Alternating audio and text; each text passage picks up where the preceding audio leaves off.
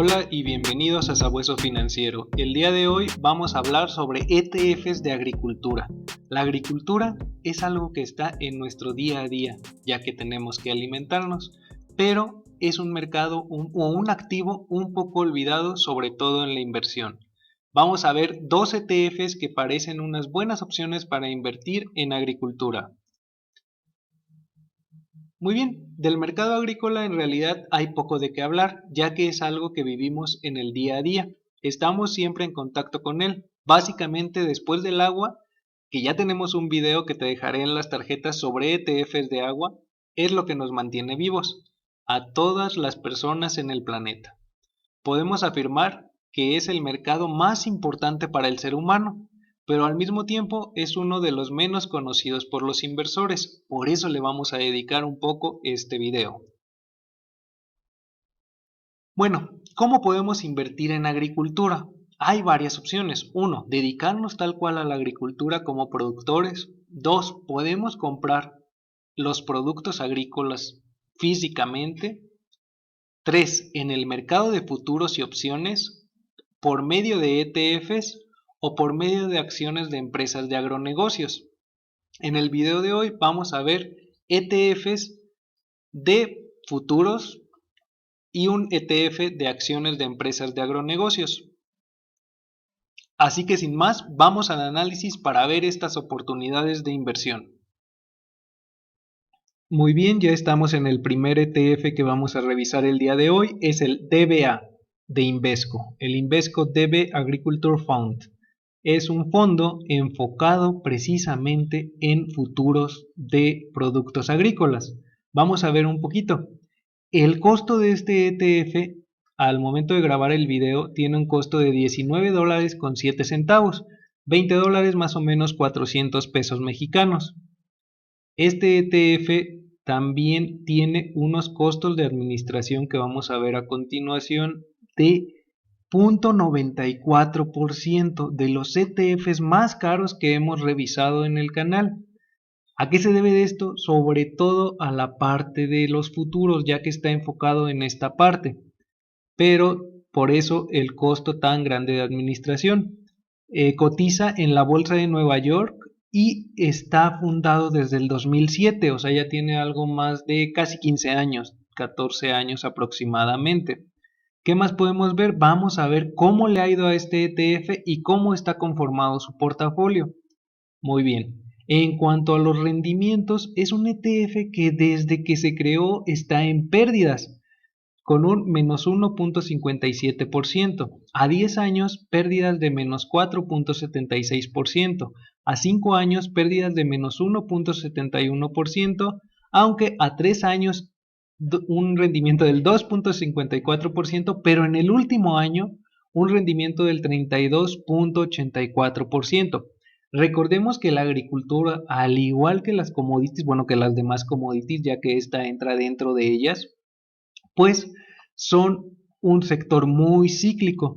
Entonces es importante invertir, a lo mejor esto sí haciendo market timing un poquito más en este sentido de entrar en los momentos bajos del mercado para poder llegar a tener rendimientos. Pero ¿en qué está invirtiendo este ETF? Está invirtiendo dentro de su portafolio, vamos a tener futuros de azúcar, café, maíz, soya, semillas de soya. Son las principales posiciones. Vamos a tener cocoa también dentro de todo esto y algodón. Algodón es su última posición. De hecho, son estas prácticamente todas las posiciones que están dentro del ETF. Entonces, es donde vamos a estar invirtiendo. ¿Qué sucede? Al invertir directamente en los commodities o en esta parte de la agricultura tal cual, en los futuros, en el azúcar, el café, el maíz, pues estamos sujetos a los cambios de precio con esto. Recordemos que la oferta y demanda que se da aquí, pues no, o sea, se puede rápidamente producir más y luego puede haber sobreproducción, por lo que los costos puedan bajar de un año a otro.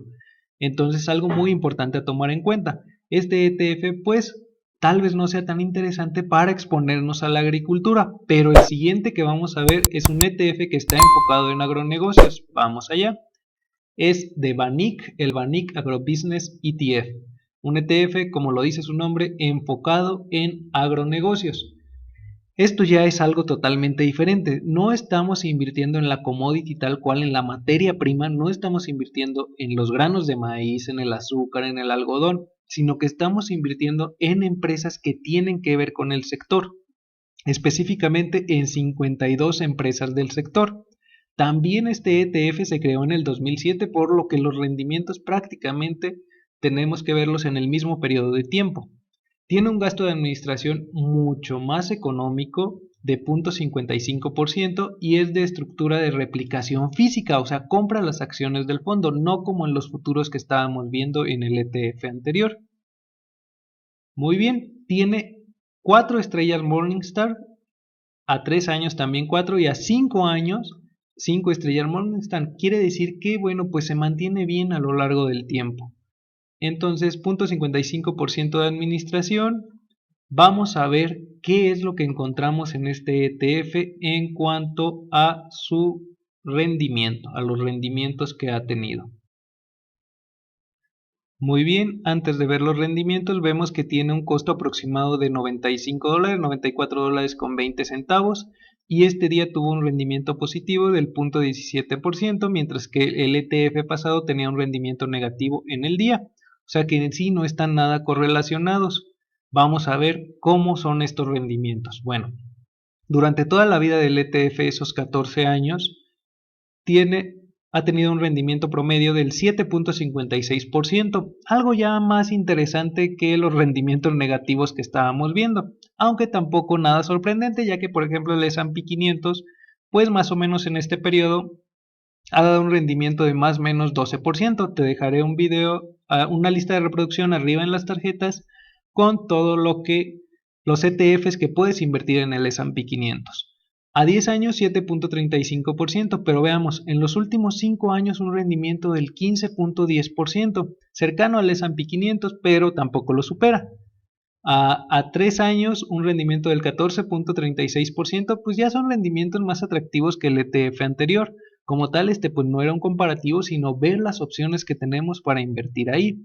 A un año vista, un rendimiento del 44.82%, aquí sí superando al S&P 500, pero solamente en este periodo. Y por no demasiado. Bueno, ¿dónde vamos a estar invirtiendo al invertir en este ETF? Las principales posiciones son Zoetis, John Deere. Deere, probablemente hayas visto algunos tractores o maquinaria agrícola que son de esta marca. IDEX Laboratory, Bayer. Recordemos que Bayer es una farmacéutica también, pero que también tiene muchos productos enfocados a la agricultura. De hecho, te dejaré un video acá arriba en las tarjetas sobre farmacéuticas. Nutrien LT, Archer Daniels Midland, Corteva, Tyson Foods, Kubota y Tractor Supply son las principales posiciones de este ETF, que representan, tan solo las 10 principales posiciones representan casi el 60% del ETF. Así que sería interesante revisar por lo menos estas 10 posiciones, darles una vista fundamental, un análisis fundamental rápido, para ver si estamos en un buen momento de compra, o sea, si vale la pena, si tenemos un margen de seguridad a lo mejor adecuado para entrar en este sector, porque representan mucho del ETF. O sea, ya aquí con esto vamos a tener una representación muy general de cómo está funcionando. Y también es un ETF que invierte en muchos países, no solamente en Estados Unidos, ya que en Estados Unidos invierte un 58.61% del peso. Después de ahí, Alemania, Canadá, Japón, China, Reino Unido, Noruega, Brasil, Australia, Malasia, Chile, Israel son las principales posiciones, y aquí están las demás de este ETF. Muy bien, vamos a revisar la última parte del video para ver un comparativo de cómo están estos dos ETFs, que son muy diferentes, que nos van a ayudar un poquito a entender cómo funciona aquí. También en próximos videos, si quieres dejármelo en los comentarios, si te gustaría que revisáramos los futuros, qué tanto vale la pena invertir en este tipo de instrumentos que conllevan tal vez muchos riesgos. Vamos para ver el final de este video. Muy bien, a modo de resumen podemos ver que Pues sí, es muy económico de adquirir DBA con tan solo 400 pesos aproximadamente, mientras que el MOO pues tiene un costo de $91, algo así como 1,800 pesos más o menos mexicanos. En cuanto a costo de administración, vemos que el DBA, al ser un ETF un poco diferente a los que normalmente hemos visto en el canal, pues tiene un gasto de administración mucho más costoso, cercano a los fondos normales de inversión de 0,94%, pero ofreciéndonos ese acceso a los mercados de futuros. Y MOO pues tiene un gasto de administración adecuado para hacer un ETF temático. De hecho, te dejaré una lista de reproducción o en la descripción o en las tarjetas de estos ETFs. De ETFs temáticos como los del agua que ya mencionamos, robótica, salud, autos eléctricos, entre muchos otros. En cuanto a número de empresas, o bueno, en este caso número de materias primas, el primero tiene 10 materias primas dentro, los futuros de 10 materias primas, y el segundo 52 empresas dentro, el MOO. Recordar que estos dos ETFs están disponibles en el SIC.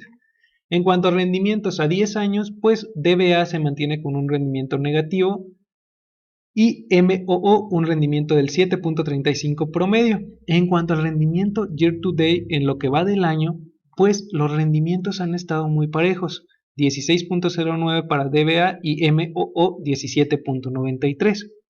Bueno, ya como mi opinión final sobre este video, pues a mí me parece muy interesante MOO por darnos acceso a esas empresas de agronegocios, ya que la agricultura va a seguir teniendo un crecimiento porque es pues la base de la humanidad, ¿verdad? Como lo comentábamos al principio, después del agua, pues es lo que nos mantiene vivos, ¿no? La comida y todo esto, pues se da por medio de la agricultura. Va a haber modernización en todo esto para necesitar producir más y mejores alimentos.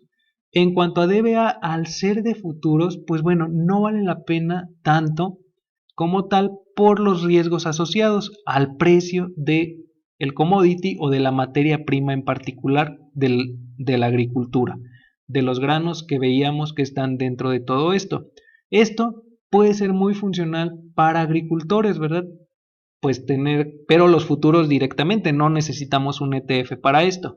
En este caso particular, el ETF parece no ser una muy buena opción, mientras que para los agronegocios, al ser empresas como cualquier otra, pues son una muy buena opción. Hasta aquí el video de hoy, te agradezco por escucharnos. Recuerda que si te ha gustado el contenido, darle like, suscribirte y activar la campanita de notificaciones para que no te pierdas de próximos videos, compartirlo con quien crees que le pueda ser de utilidad, seguirnos en nuestras redes sociales y en la descripción encontrarás mucha información útil que te puede ayudar para lograr ese camino a la libertad financiera. Muchas gracias y hasta pronto.